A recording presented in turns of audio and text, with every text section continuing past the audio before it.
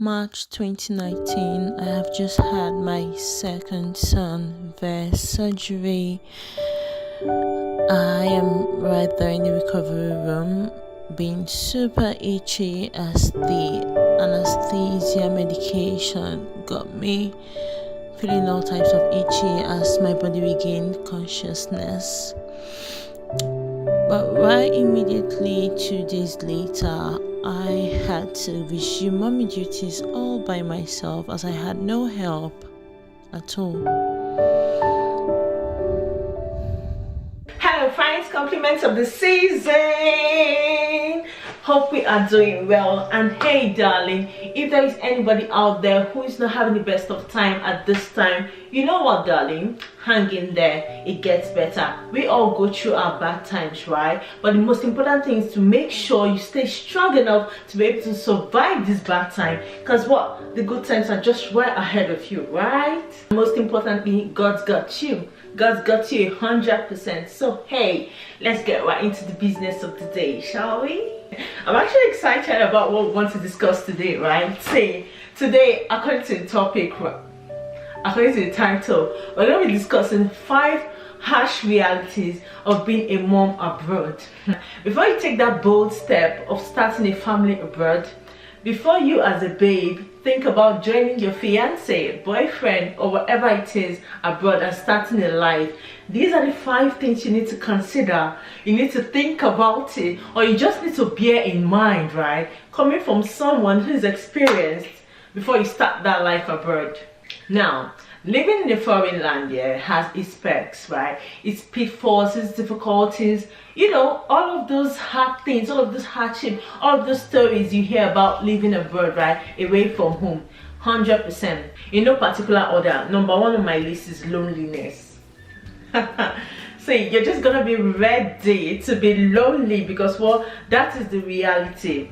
You are in a foreign land, there is no mommy, daddy, brother or sister, or hey, my girlfriend or my guy friend, or in this case female, no girlfriend left, right or front and back. It is just you by yourself in a land that you need to adjust the language. Let's say for like some friends of mine who relocated to Germany, Spanish, you know, all of these kind of places where they don't speak English, being our lingua franca, you experience that loneliness, because if language is a barrier in the first place, you're just going to be talking to yourself. If you think about how to open your mouth and talk, and the person will be like, pardon, or passe, or whatever language it is, right? You just shut your mouth up and be thinking about your life, or thinking about what to do, how to figure things out. Even if you relocated to a country where they speak the language or your lingua franca from wherever country you are coming from, the accent thing is going to be a barrier. You know what I'm saying?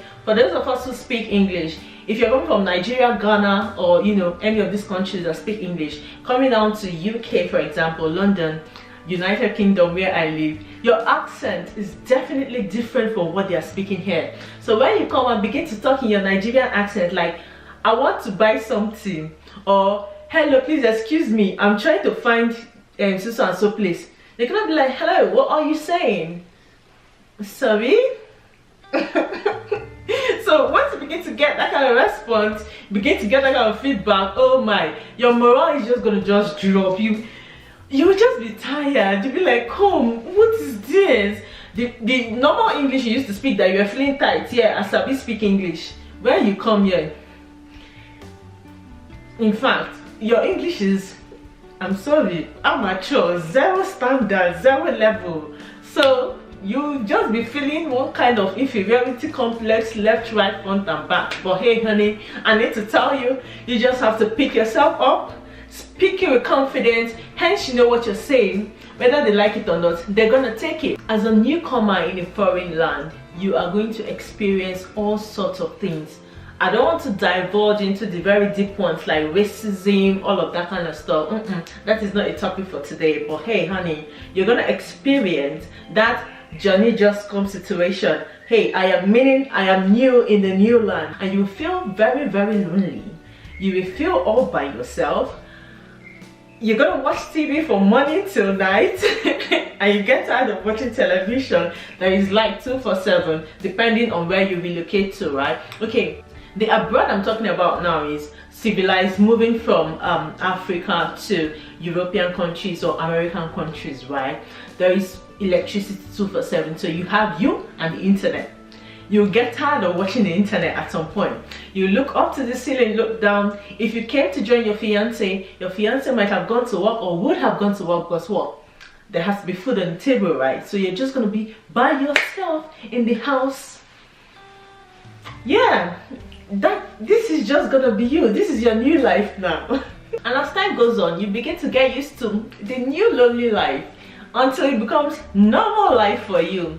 Now, onto my number 2 point, DIY.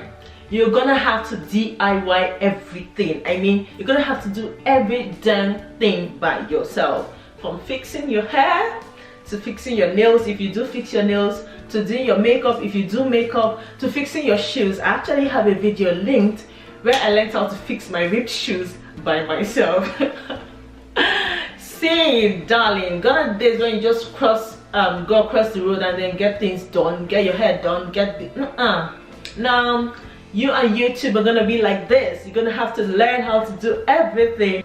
Reason being, to make your hair is very expensive in a foreign land, and if you are somebody like me, or as a starter, as a new person, if you're economical, you're gonna think about, okay, for example, to make my hair. When I went to the African market where they make hair, they told me when I first came that it is normal. I felt that normal thing. I want to go make my hair, I'm going to carry for 3 weeks. Let me go to the market and get it done. I had 70 pounds. I said, wait, I put on my phone, I calculated 70 pounds, converted to Naira. I'm like, no, wait, sis, are you serious? Just to make my hair? The hair I'm gonna carry for just 3 weeks and losing it, and you know, make another one? We cannot survive like this. Going forward, my sister, I never ever in my life when I was in Nigeria made hair by myself. Max, I just, you know, pack my natural hair by myself.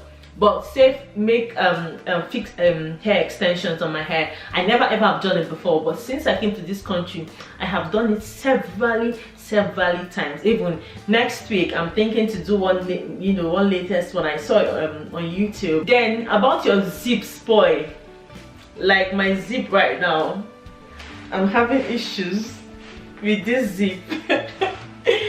Sis, ain't nothing I can do. I can manage it for now until I get me a hand sewing machine. Then I'll take it off and fix a new one. That is the life. And then say your shoe gets ripped. You just bought the shoe, right? It's, you're flexing with the shoe, and then the shoe does, or the slippers does. What are you gonna do? Throw it away? No, normally, like when I was in Nigeria, I just cross the road, call Aboki, or just stand in front of you and, hey, Aboki, come fix my slippers.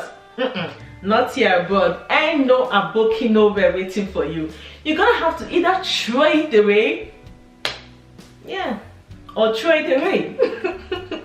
So, darling, you know what I did? I went on Amazon and I found this glue. Okay, yeah, some people also say they use super glue or something like that. I don't know, but I got this. I went on Amazon and I found this shoe glue that I used to fix things back together. And I wear my slippers. I'm going where I'm going. That video, I'm gonna link it down below. On to point number 3: omugwo by yourself. Omugwo is actually a ritual done in Nigeria, particularly the eastern part of Nigeria. I believe other cultures as well do it, but they call it different names. Okay, where I come from, we call it omugwo. It's a situation in which when a lady gives birth to a child, her mom comes over from wherever it is she stays and then comes to take care of her, help her massage her tummy, help her take care of the baby. If she has some other children, help her handle the home front actually till she gets herself back, till she's fully recuperated. That is not the case when you live far away from home. Now, it gets to a table of negotiation in the sense of, 1, you have to consider the expenses to bring your mother over. 1. Point number 2, if you are not lucky, like in my case, your mother might apply for her visa and get rejected. You know that fantasy you have in your head that, oh, when I give birth to a child, my mommy is going to come and help me. Your baby girl here has not experienced it one time. I had 2 children, handled them, all by myself. First time experience, second time experience, only me one. Using my situation as a reference case study right now, I had 2 kids, yeah? One time, the second one, my mother did not come for one.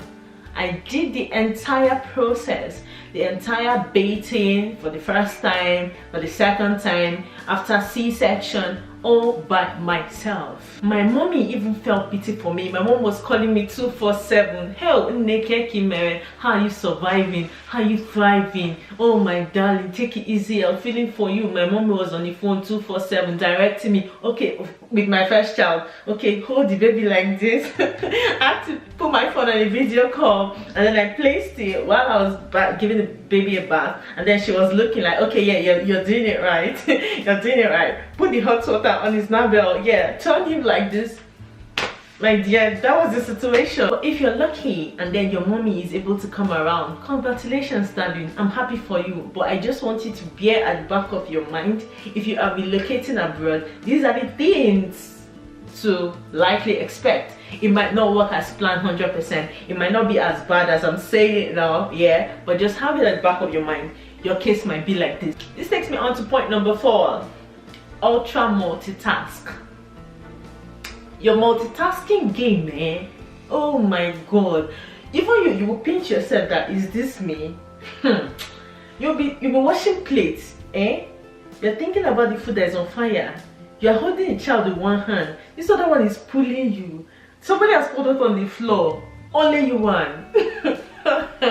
Living far away from home, you don't have maybe your sister to call, hey babe, please come help me with the kids, or oh bro, please come around, help me pick up the kids, help me do school run, or some friend left. No, babe, you are doing it all by yourself, man. So you just have to prepare your mind that your multitasking game, man, is going to be, you know what I'm saying?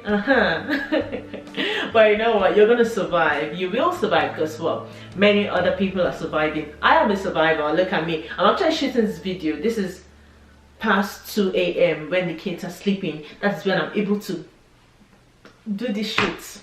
You can imagine. That is part of what I'm talking about. So hey, your multitasking game has to be 100, because you are doing it all by yourself. Now, it's a given that, yeah, your fiance, husband, you know, your significant other is supposed to, you know, help the house, to do all that you guys have to do in terms of home chores and all of that kind of stuff. But when somebody, you know, to put food on the table, somebody has to work, right? Yeah, and it's usually the men. Now, baby girl, you are at home by yourself, handling all of these things. You don't have no Nkechi or Tokme or Fatima to call. You're handling everything. Oh, somebody give me a Ghanaian name or South African name. I'm going on African here.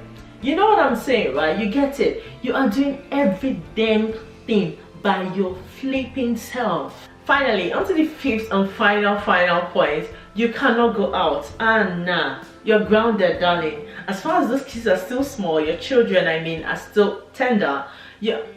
What am I saying? I think up until they get to the age of 18 here in the UK, right? You cannot go nowhere without these kids unless you want to spend huge amount of money for childcare. That's maybe like getting a babysitter to come over, whom you're going to pay. Are you ready to pay £9 an hour or £10 an hour? Don't go there. So what? You are going to sit down in your house with this kid, and you can even drop them for a neighbor, huh? Which neighbor? Which neighbor? You want to get into trouble. You see hanging out, you see party. I want to go see my friends. I want to go to the gym. Oh, okay. Are you going to carry your child and keep in the gym while you're gymming? Or are you ready to take your child to the party? Yeah, no party. Party after party. And for you for now, darling. Chill, pack your dancing shoes, keep in one corner. Let's say you're working 5 hours in a day, for example, right? You're gonna have to pay whoever is staying with your children per hour. So equate the amount you're earning versus the amount you're gonna have to pay the childcare. Please, how much is your own take home? Unlike in our home country where, you know, labor is really quite cheap, right? You can afford to keep your children in some daycare and then pay them some nice amount of money, or, you know, reasonable amount of money that still wouldn't tear your pocket and you still be happy, everybody's happy. Here, it's not that way. It's really expensive. That's why you find many women staying at home and nursing their children while they are still tender. When your children get to grow, or, you know, up until a certain age, when they begin to go to school, then you can begin to, you know, do some few hours in the week and, you know, just regulate things here and there. It's just about balance finally. So whatever the situation is for you with your kids or with relocating and all of that situation, I'm gonna ask you to hang in there. It gets better, the children will eventually grow, and then you'll be free to fly as a bird. In the meantime, stay strong, put your hope and trust in God. You've got this. It will be fine. See you in my next video.